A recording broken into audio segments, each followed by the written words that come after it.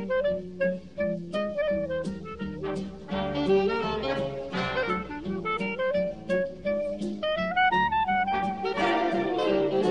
we're talking home cooking today on Cooking with SonicBlu, so step over this way and I'm going to show you how to make apple sage pork chops.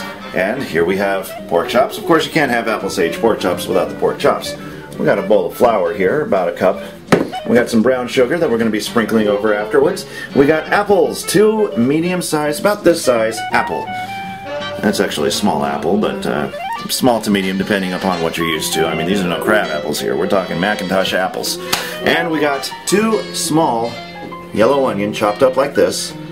Now you want to make sure that they're separated as much as you can. And some of the spices we're going to be working with. And we're going to sprinkle this into our flour as we go along.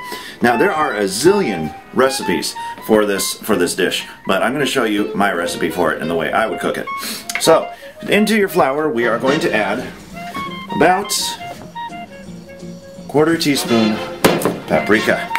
Maybe a little extra because I love paprika, but you can always add this stuff to taste. And 1/4 teaspoon of ground cumin. And I love ground cumin too, so if you like ground cumin, feel free to add a little bit extra if you want to. And that's about 1/4 teaspoon there. And a nice dollop of thyme. Maybe about, give or take, another 1/4 teaspoon, a little bit more thyme. Oh, that's too much thyme. I had too much thyme in that flour, but that's okay. I love thyme too. Yeah. So we have thyme. We have thyme times 2. That's about 1/2 teaspoon now. So we got 1/2 teaspoon of thyme in there, 1/4 teaspoon. It was supposed to be 1/4 teaspoon of thyme, but now we have 1/2 teaspoon of thyme in there. So we got plenty of thyme in our flour. Yeah. So let's add some garlic salt to our flour. About 1/4 teaspoon there.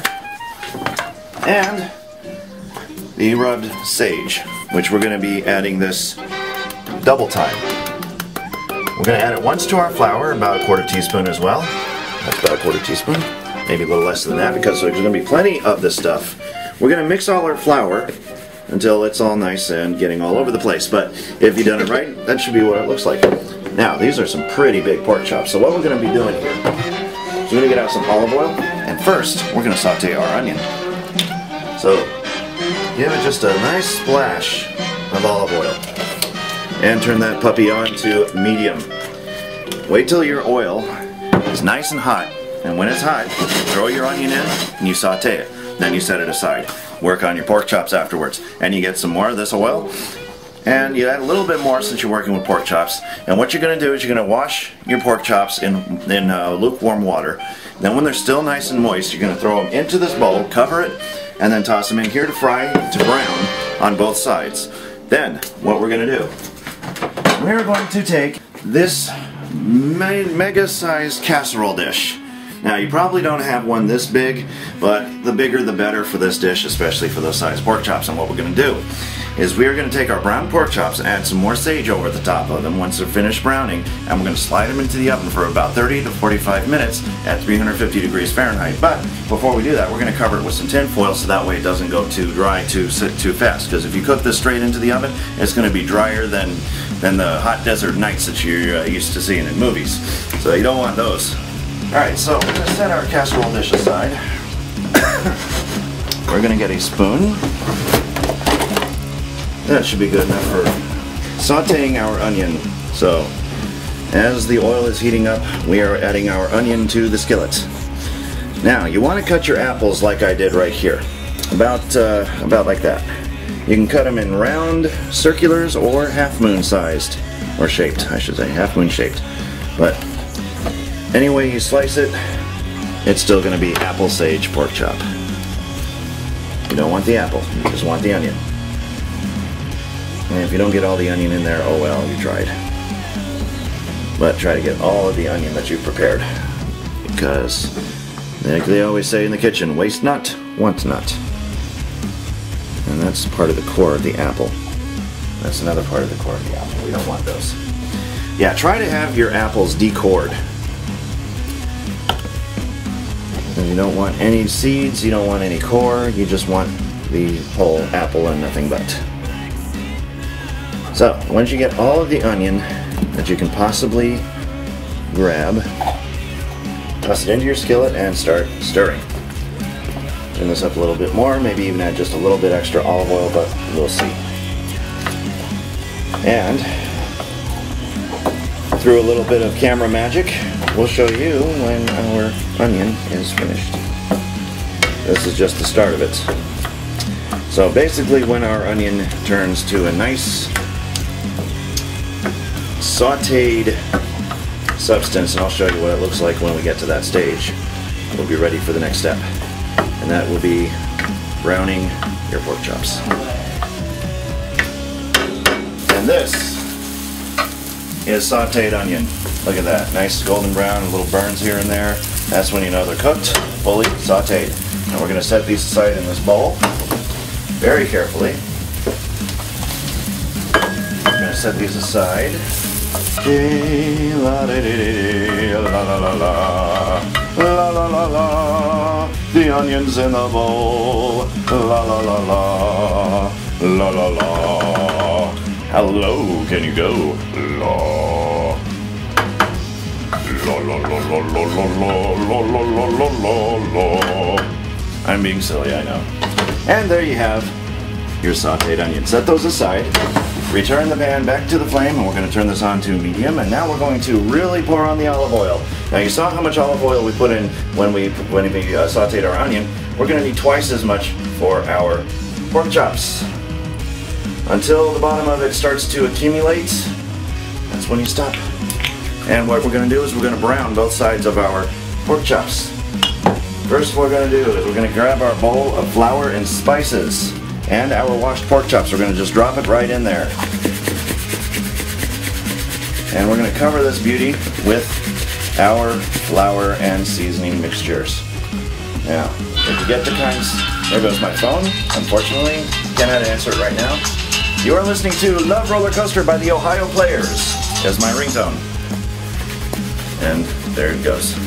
I would have the regular show ringtone on there, but I changed it real quick to see how long of a frame I could listen to Love Roller Coaster when I get a call. So, you cover all of your pork chops with the flour mixture, and notice that how it's staying on there nice, coating it nice and good. Get our third one in there, get it all nice and seasoned up. You place as many pork chops as you have room in that skillet. And we're going to turn this up to a very high. How about 8 for good measure? So we need to really get these cooking as fast as possible. And all we're going to do is brown them because they're already going to be baking in our oven. And speaking of which, let's preheat our oven to 350 degrees. Start preheating. Now, when those puppies are finished, you're going to see the next step in cooking with SonicBlu, and I will get my meat tongs for this task. So, once it is down here, we're going to give a little bit of time for the oil to heat up. So turn your stove top to about 8 or about a medium high. And once you start hearing sizzling, and once you think you're about ready to say leave it down there for about 2, maybe 3 minutes, then flip it over, cook another 2 to 3 minutes, and then place them immediately into your casserole dish. Then we're going to grab our tin foil, we're going to wrap it up, but not before we put our apple over the top and sprinkle our onion over the top and brown sugar, which we have right here. Yes, it will involve brown sugar, and it will help caramelize the apples and make it taste oh so sweet and delicious. And watch out for the refrigerator because you'll hit your arm on it like I did. Now we're starting to see a little bit of action here, and if you see some blood coming up from the tops of your pork chops, that's perfectly normal. You're not going to wash away every single little bit of blood drops from, but yeah, you know how to cook. If you know how to cook this far, expect to see bloody chops. Blood, blood, oh, it's bloody chops. I wonder how Dracula feels about this recipe. He'd probably be going for the blood alone. He's like, okay, dinner is served, and then go over and sit down with it. But not me, not me. I like my meats fully cooked, and you should too. So we are going to wait until the pork chop starts browning, and I'm going to sing a little song for you. La la la la la la la. And we're going to turn it over once. Look at all that seasoning there. And we'll we'll go ahead and turn this over to, be careful when you flip over your pork chops that you don't burn your fingers on your skillet, or you don't dip your finger into the oil. Okay, I'm not quite done on that side, but notice how well the olive oil gives it a kind of a interesting color here. You can use regular vegetable oil or canola oil or whatever oil you feel like, but I prefer olive oil because it enhances the flavor of your meal. It doesn't necessarily always have to turn it Italian in order to use olive oil, but it does make for healthier eating because you're eating olive oil instead of cooking oil, and it's a little healthier that way. Yes. Wait for them sizzling beauties to be turned over once again, and we're going to see how well they look on the other side once they're ready. Okay. That's about as brown as we can get it to, so what do you say we take these browned up babies into our casserole dish? Stick you right over there, you look like you fit into that hole. One more, and that goes for the big gaping area on the side.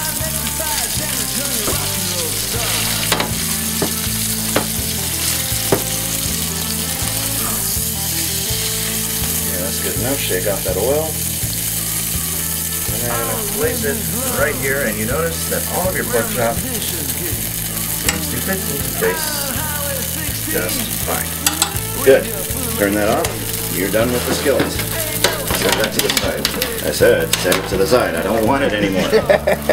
Now, we take our onion, and it's nice for you to handle. We're just going to sprinkle it with your hand, like this. Make sure it goes all over your pork chops here. It's all over your pork chops. You don't want any area untouched by onion. And you've sauteed all this onion, you might as well use all of this onion, right? There's no sense in putting it to waste. We're going to take our apple. We are going to put the apple on the top of our pork chops, no? Oui, oui. Put it lengthwise across the pork chops like this. And why am I talking like I'm the Frenchman? I do not know, but I think I came up with another character, no? Please no. Je m'appelle Jean-Pierre. Merci beaucoup. Oh yes, I've created another character. Listen to him grumble. He hates it when I come up with new characters. And yeah. What kind of species would this animal be? I was wondering if you wouldn't mind stepping over to the side so I could get my food. I don't know. What kind of a species would that be? I don't know. That is a good question. I couldn't answer that. Could I? If you got more than enough apple, then find a place for your apple, but cover it all with apple. And then... Well, it's definitely all covered in apple. Yes, it is. Now you're going to take with your hand some brown sugar. Brown sugar. Why do you taste so good? Da da da da da. Brown sugar. That's a Rolling Stones song. And you're just going to crumble it, sprinkle it. This is light brown sugar, if you're wondering what kind of brown sugar this is. You can find this in any grocery store. Just use your hand, as your hands will get dirty in the kitchen by doing this recipe. And sprinkle it right over your apples there.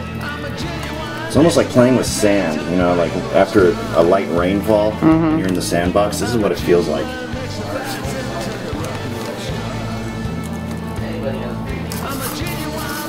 Reminds me of being back at the beach. You could probably build sandcastles out of this brown sugar too, but I wouldn't really advise it because it's the kitchen, and that's the kind of thing is ridiculous to do in the kitchen. Alright, brown sugar over the tops of those. Now this is going to be delicious. I can't wait to try this.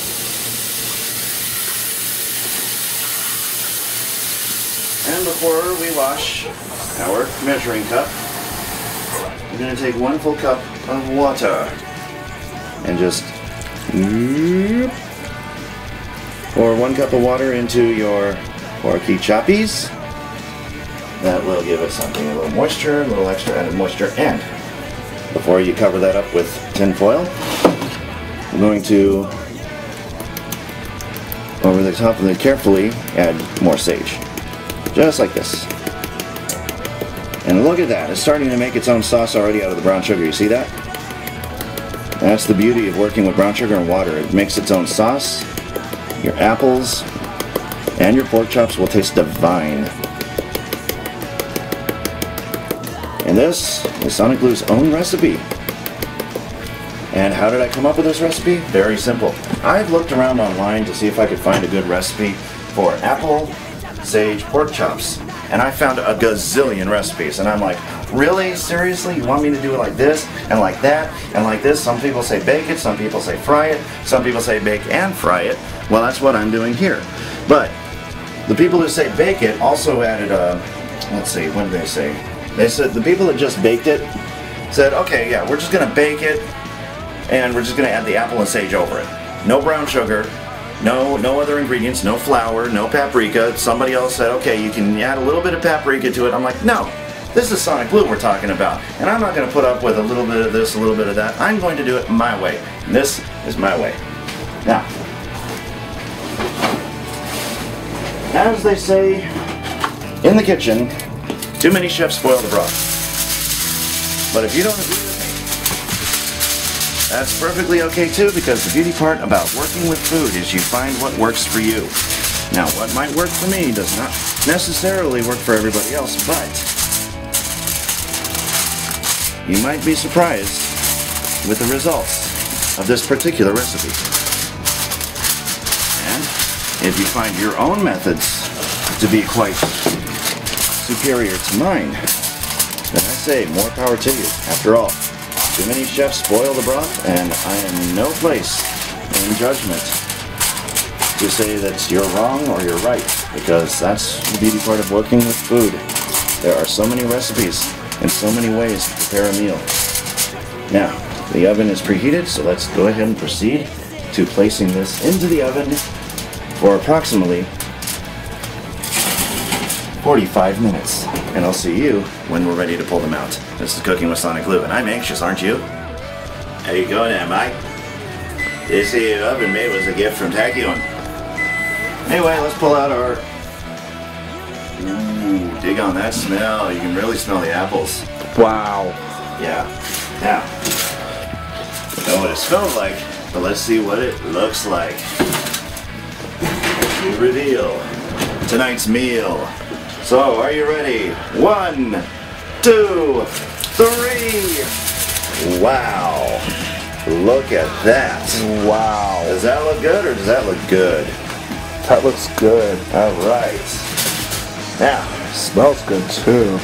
we'll clear that off, and we now have apple sage pork chops. And it's so easy to make at home, and you can make it just as easily in your own kitchen. But you don't really have to have a PhD in the kitchen or an MD to make really good quality foods like this. All you need is this little kitchen know-how and just know what ingredients to add for the right experience and flavor. And a good imagination too. Yes, that too, that always helps. So what do you say we take one of these little guys and dish it right up to our plate?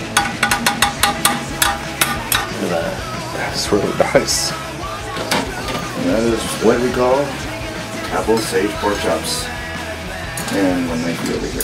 Okay, so who's going to try it first? Who's tried it first? Let's try it. Okay. Oh, okay.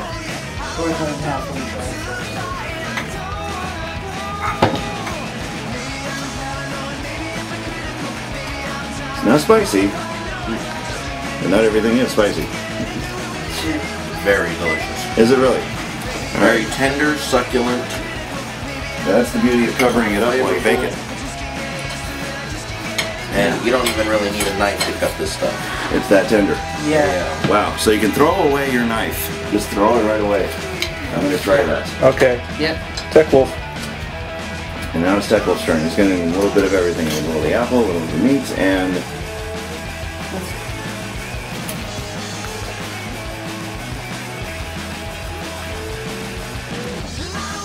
Yeah, that is actually really good. Is it? Mm-hmm. Well, what do you say then? Okay, well, let's see. I guess I'll try it now. Yeah, you try it. It's not really fair for everybody to try it, not even the chef to see what he thinks of his own meal. without the chef trying at least a little bite. I wonder if a chef has ever made something where everyone says, "Oh, this is so delicious," and the chef tastes it, and he actually says, "This is disgusting." Chef Ramsay's probably does all the damage. Probably. Yeah, no, it doesn't need a knife. Alright, a little apple, some of that onion there, and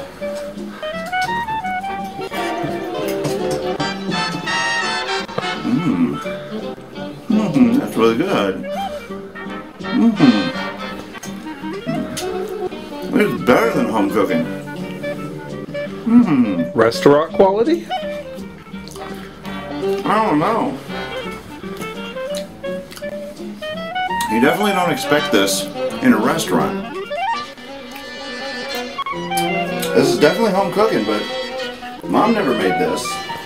Grandma never made this. That's out of this world. They're going wild over here. Ugh. It is really savory. Very savory. Very delicious. You can definitely taste the brown sugar. Not really much on the other spices, Sage is very but the sage, yep, and you just sprinkle over the top of the sage. But that mixed in with the apple and the texture on top of the pork chop, it just adds up to a really miraculous and immaculate flavor. And if you don't think that I'm serious here, you got to try this at home and see what you think. So, from all of us here, and Cooking with SonicBlu, a kitchen full of hungry people, and a meal well done. We bid you adieu, and good luck in the kitchen, and may all of your meals be good as this one.